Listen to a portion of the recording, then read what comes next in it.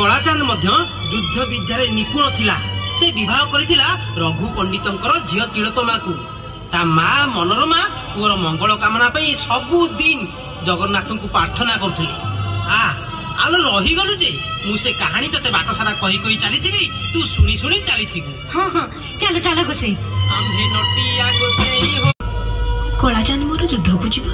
हाँ माँ, गजपति महाराज मुकुंद देव दूत पठाई तुम पुओ को मुख्य सेनापति रूपे वरण करिसेंती। सबु जगन्नाथ को इच्छा माँ। हुए तो गजपति कलाचांदर स्वर्गवासी पिता वीरचांदर वीरत्व को अनुभव करी तांकर सुयोग्य संतान भावी कलाचांद को उत्कलर सेनाध्यक्ष भाव मनोनीत करिसेंती। किंतु मो कलाचांद को छाड़ी बंची पारिबिनी लो तिलोत्तमा, बंची पारिबिनी।